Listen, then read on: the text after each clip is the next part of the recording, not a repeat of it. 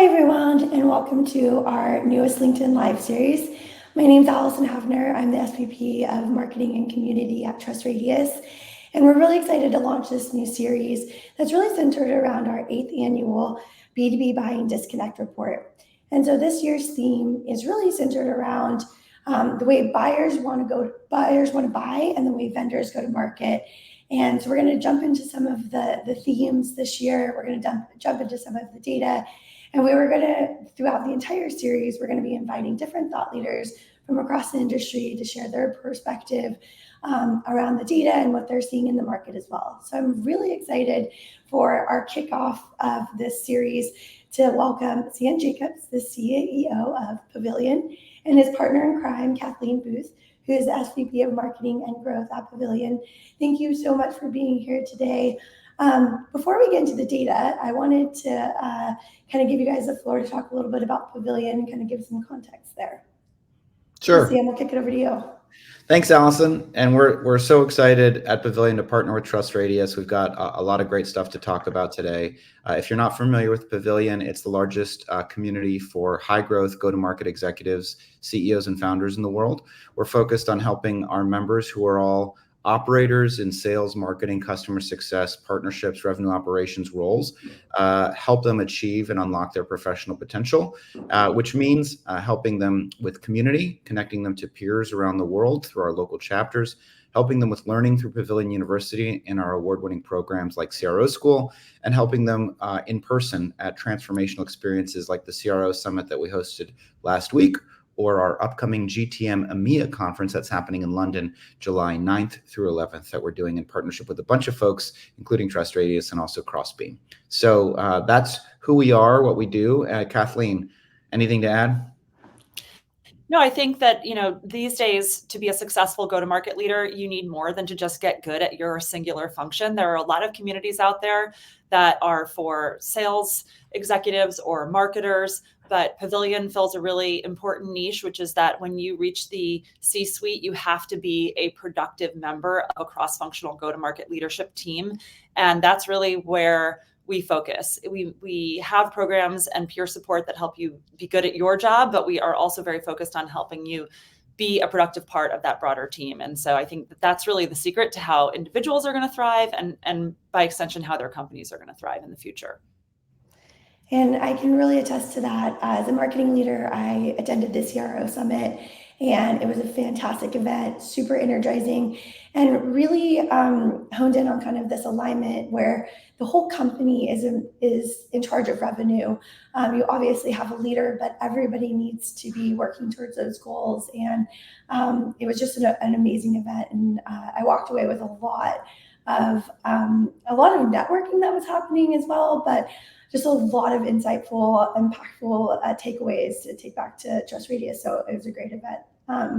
Okay, well, great to have you both here and to provide your insights on the report. We actually partnered with Pavilion on the report, so we're really excited to dive in. So with that, this year's theme, we always pick kind of a theme from the data and what we see. And we really see this as the year of a brand crisis for a lot of technology companies out there. And really how we've gotten here is that companies have really underestimated the importance of brand awareness, trust, and transparency. What you will see in the data and in the report is that brand investment has really scaled back over the years. And people have been gravitating towards marketing and go-to-market that have either direct line to ROI or that they can prove that it really improve their bottom line. And so what you'll see a lot in the data is that people are working and making a short list based on companies that they know. And so when you look at a product's brand maturity, it's really people go with an established leading product. It really trails off as you look at that. And so if you're not really investing in brand, if you're not creating a brand that people really want to align themselves, it's really hurting you in the long run. So we also ask buyers, how do they wish their buying experience was different? And it really goes back to that brand transparency and building that trust. And so people want to see pricing. We've been talking about this for years. They want that under the hood product information. They don't want to have to go to a salesperson to get that. They get frustrated when vendors are reaching out to them prematurely. They're not actually in market. They don't know your brand. They don't know what you do. And you're kind of coming product first instead of maybe, educating them about their problem or thinking about how they're all actually in market and reaching out to them and meeting them where they're at.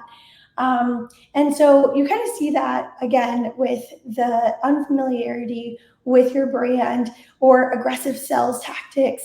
And so you see that how they want to change the buying experience. And so buyers actually have this kind of try and or know and try before you buy mindset. And you see these resources on the right here, where what's really the most influential in their buying experience. Again, it's that hand-on experience, that free trial. What we saw last year, and we can still see this as being very prominent in their decision making, is their own experience. So if they've used a product before, they know it, they had a good experience, they were actually successful with it, they're going to bring you to that next company. And I think that's really important when you're thinking kind of like that whole customer life journey. Product demos are still really important. And obviously getting that peer-to-peer conversation, getting the user reviews, and really understanding the product before you even really enter that sales cycle, and you're just making that short list before you're even talking to anybody, which I think is really interesting. And the last piece here, and I think this is really where Pavilion comes into place and what you guys provide, is these peer conversations. I want to know, somebody like me at a company like mine, what they're doing, what are the technologies and use cases that they're running to essentially run their organization, and how can I learn from that? I think it's really important. There's a big disconnect between that. So if you look here, vendors really underestimate the value of peer conversations and really investing in those. So we'll get into a little bit of more of this content, but I wanted to show some of the data from the report to kind of add some context to the conversation. So with that, let's turn it over to some questions to our panelists. So, we talked about this brand crisis a little bit. Kathleen, can you set some context for us when you think about defining brand awareness and preference, and kind of the distinction between those two concepts? Yeah, absolutely. So I think starting with brand awareness, that's really how well you're known. How many people have heard your brand name? What do they think about it? Not all brand awareness is created equal. There's good awareness and bad awareness. There's nuance to how your brand is perceived in the market. So it's both the volume of awareness, meaning the size of audience that is aware of your brand, as well as the nature of that awareness. And then preference is the impact that awareness has on the way the buyer makes decisions. And so that's where this connection between like the quality of the awareness comes in. Do you have a good reputation, a bad reputation? What do people perceive about your company in terms of the market you serve, the way you solve the buyer's problems, and the way you interact with customers? Those all have a big impact on how buyers make decisions to shortlist you or not, to purchase your product or not. And so in my mind, that's the key distinction between awareness and preference.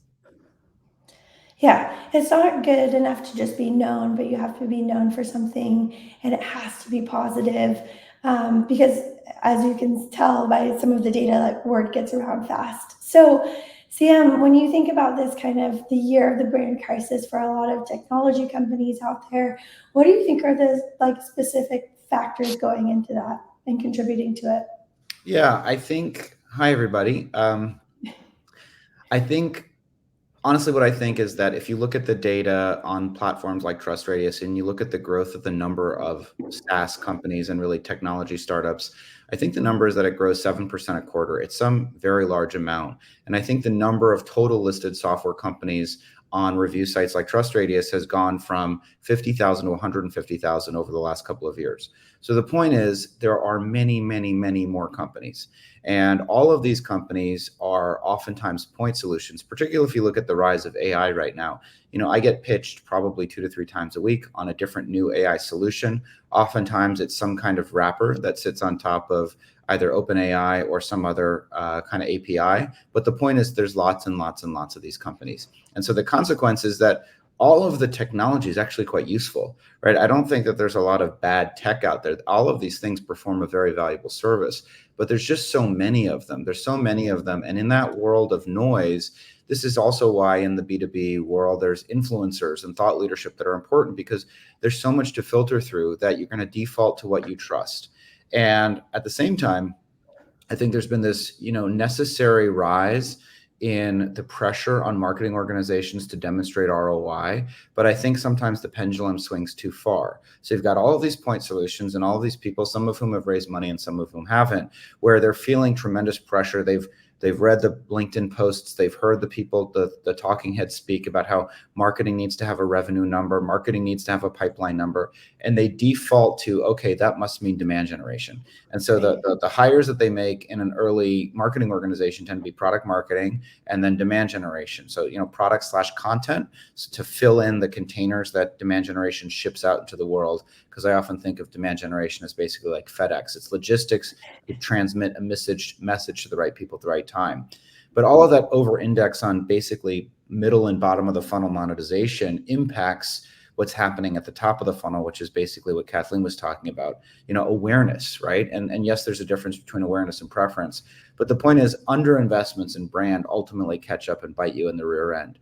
And I think that that's what we're seeing, which is that there's just, it's the surplus of choice. It's the overwhelming nature of so many things on the menu that you end up not selecting anything, or you just default to the dish that you're used to. And so I think, to the point of, the name of the company, TrustRadius, I think trust is just the essential ingredient in all of this. And people are going to default to the brands that they trust, even if there's feature parity, up and down, the spectrum.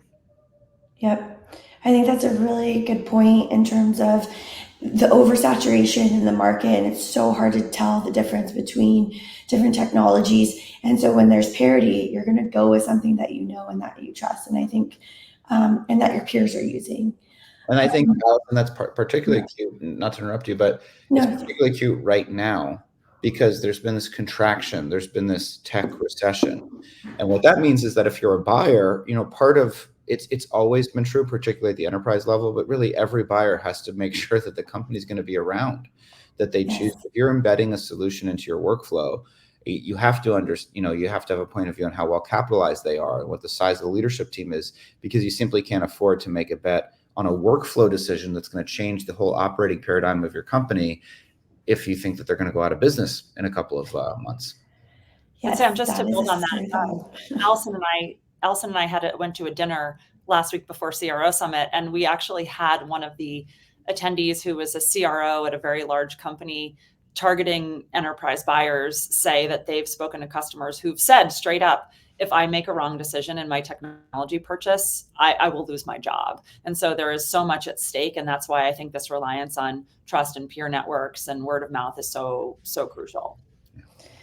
Yeah, and buyers are more skeptical and risk averse than ever before, and they would rather stay with the status quo, right? Because if my job's on the line, I'd rather keep the status quo, and that's going to be a challenge that technology vendors that are trying to be disruptor brands are going to have to face. And so, Kathleen, as a marketer, what's surprising to you about that investment? When you look kind of across the board of like marketing teams and marketing leaders that have to report to their other executives and have to report to the board. What are you seeing out there when you talk to other marketers? I think it's both surprising and unsurprising that there's this disconnect. And I say surprising because I feel like as marketers, we know this. Like if you go into the virtual halls of any marketing community, you will hear marketers espousing the importance of investing in brand and thinking long-term. And yet I think very often our actions don't match our words.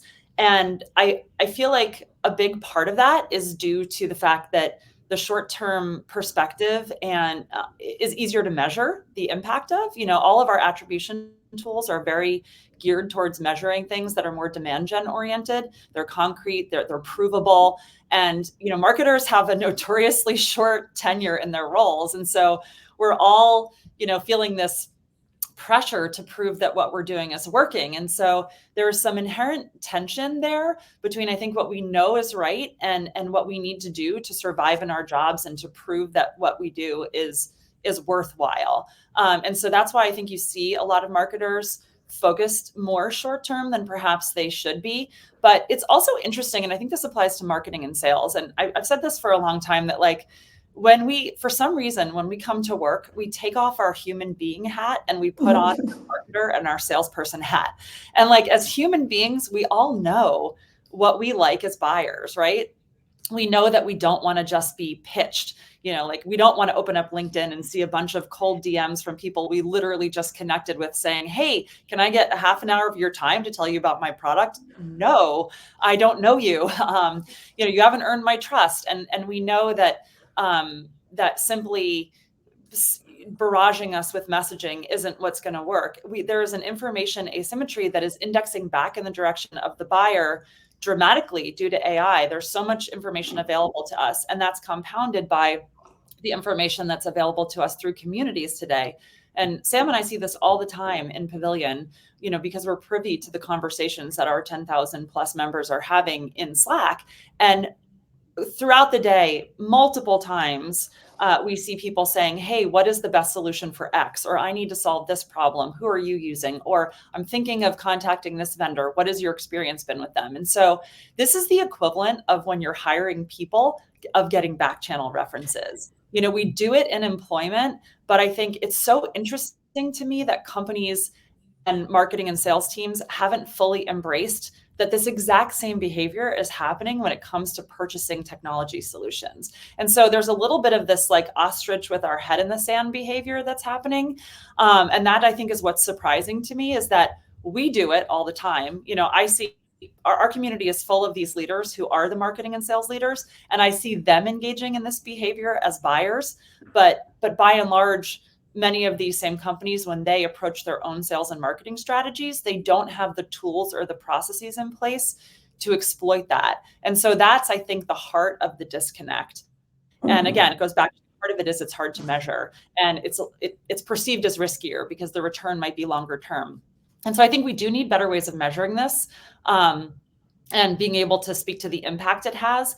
But, I think brands need to be focused on things like what is happening in dark social, what is happening in communities, how can they optimize review sites? All of these things are just proxies for trust and for people working their networks to find out what is the safe choice for them. Yeah, I mean, you made so many good points of what we say and how we want to experience it, because we're all buyers. Right. So nothing in this report should be really that surprising. It's more just putting it into a data format for you to then go to your executive team and go to the board and be like, this is why we need to change our behavior and we need to change our go-to-market strategy, because this is the way buyers want to buy. So adapting to those buyer expectations, Sam, how have you seen these changes, and what does that mean for go-to-market leaders? So you talk to them all day. What can, if we start thinking about this action plan, so we all kind of know this world that we're now operating in, what do you think go-to-market leaders should start thinking about and adapting their approach? I think it's a great question, and I'm going to ask that same question back to you and Kathleen in a second, because you both are more marketing experts than I am. I think the thing that emerges for me is this disparity between time horizon and time interval. And I know it's really easy for me to say because we have growth equity investors that are probably more patient than some of the venture capital investors that other companies have. But I really do think that the companies that can take a long-term view, a truly long-term view, a 3, 5, 10, even 20-year view, are the ones that have an opportunity to benefit, because those are the ones, if you're trying to win a game over 20 years, then you'll be much more willing to invest in brand than if you're trying to win a game over next quarter. If you have to hit a revenue number next quarter, then you're going to make a bunch of short-term decisions. meaning if you have to hit it or you're fired, right? So as a marketer or a sales leader, then you're going to be forced to make short-term decisions that ultimately compromise the brand. So I think one important point is just like, how do you have a long-term time horizon? The other thing is, it comes down to the rubber hits the road when you talk about capital deployment and how you're spending money, right? Because that's ultimately, what does this mean in practice? And it does mean that you need to bucket. And I just remember Kyle Lacey, the CMO of Jellyfish, saying he always buckets 15% of his marketing budget for non-measurable activities, and that could be, and I remember when he was at Lessonly, and he was always just an intuitive brand investor, and that's why they had the llama. I have no idea where that came from. I think he has a story about it, and why the color palettes for the companies that he leads are always really interesting because they operate a specific space within the competitive set. So, but ultimately that comes down to a bunch of things like, again, like content perhaps that is non-measurable and non-attributable. Maybe it's a user conference or some kind of event that doesn't have clear ROI but connects your customers in a way that creates brand loyalty and brand affinity. And I do think it comes down to brand definition, which is not exclusively about aesthetics and about look and feel, but it does include that. And sometimes marketers get a little resistant because they feel like it's commoditizing the conversation by saying like it's about the website and what the website looks like, and it's about fonts and typefaces.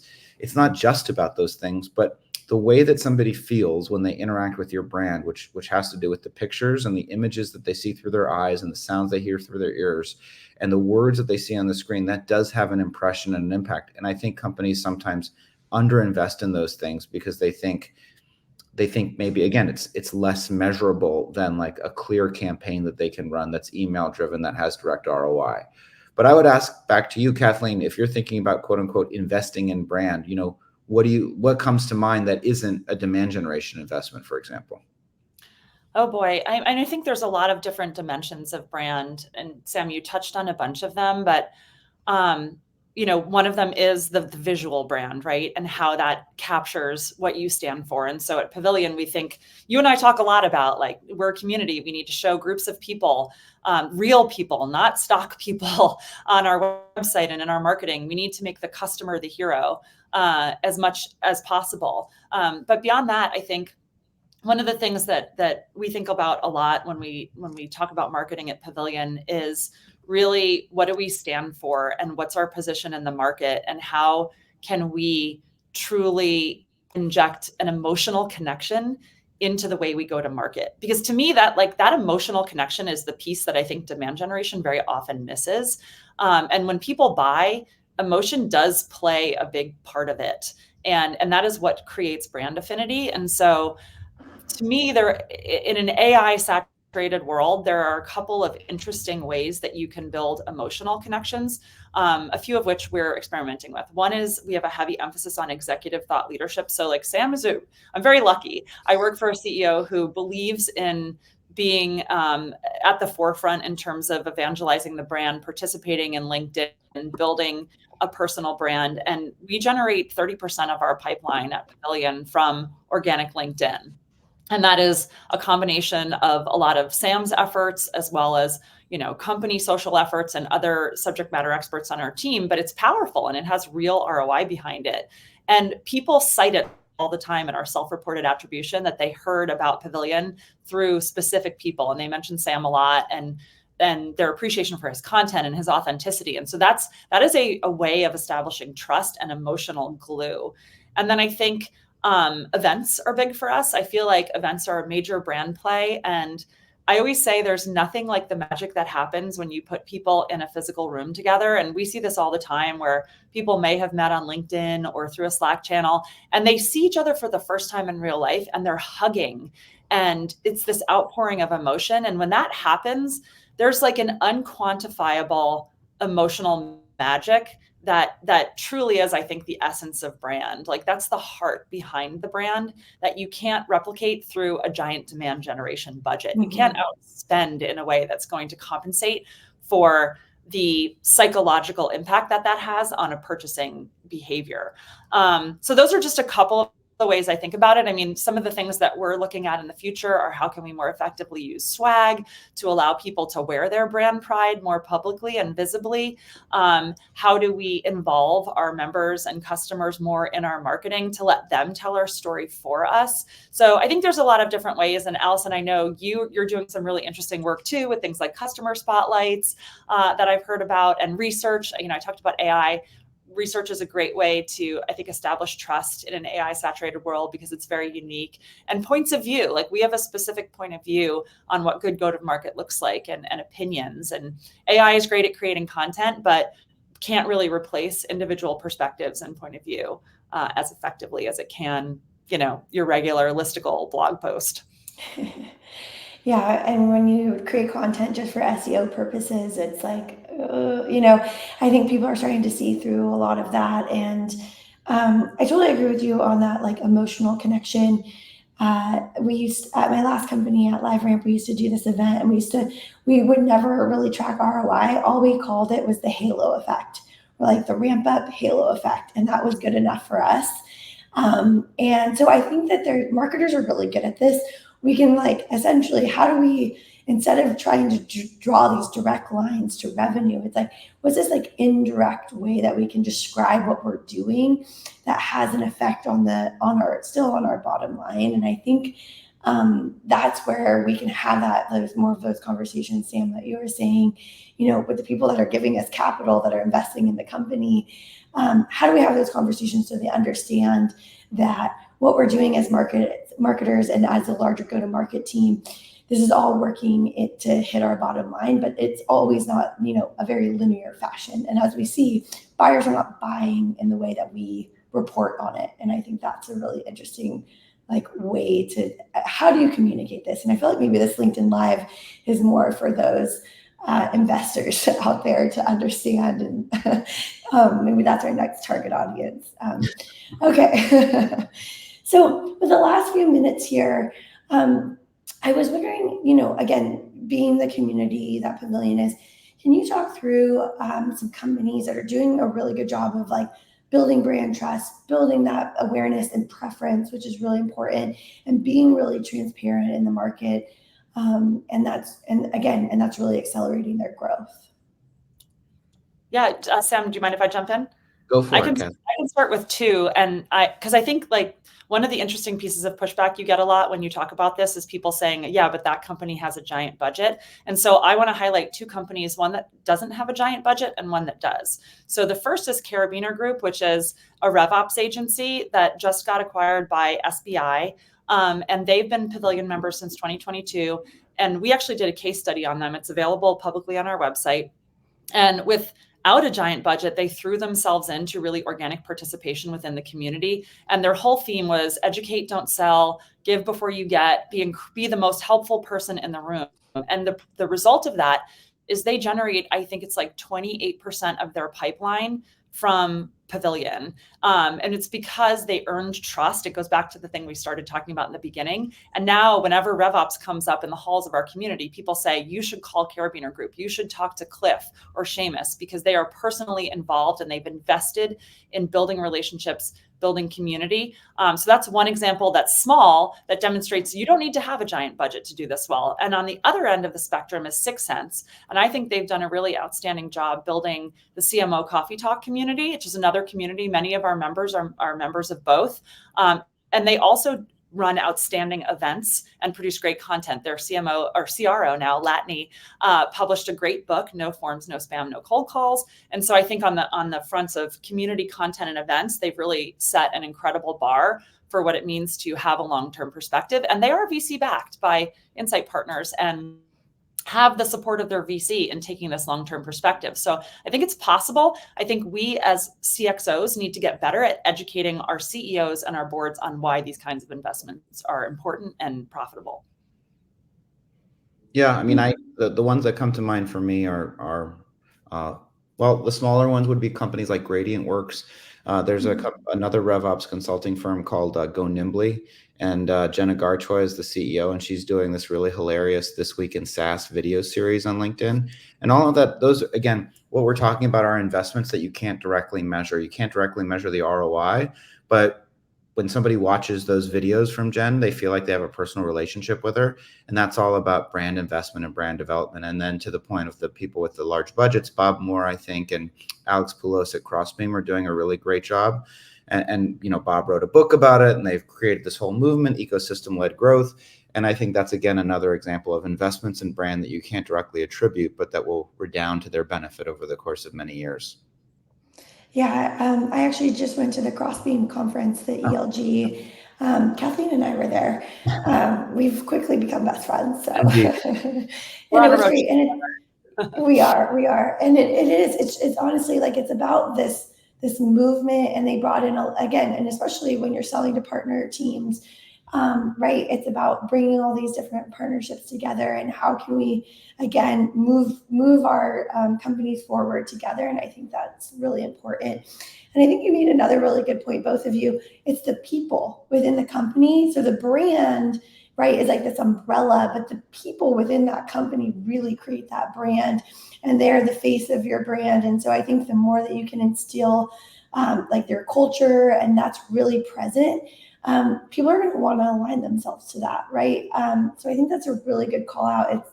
You guys made a lot of references to people, and those really make your brand as well. So your employees and your executive team are just an extension of that, and are really the kind of personification of your brand. So, well, thank you. We're at time, so thank you both so much for coming and partnering with us on this report. So much more to come, and we have some exciting news coming up. So, Kathleen, you want to announce the awards? Yeah, absolutely. So nominations are now open for the GTM Awards. You can go to thegtmawards.com to learn more, but this is an industry agnostic awards program celebrating the top leaders in go-to-market. And we have categories for sales, marketing, customer success, revenue operations, CEOs, teams, and I believe we're adding a category for partnership leaders as well. Nominations are due by July 19th. You absolutely do not need to be a Pavilion member to participate. We have an independent panel of judges, and we will be announcing the winners live at a gala awards ceremony and dinner at GTM 2024 in Austin, Texas on the evening of October 15th. And I hope you'll join us there. Amazing. Well, thank you so much. It's going to be a great event. And thank you so much for being here today. And thank you all for joining us. Thanks for having us. Thanks, Allison.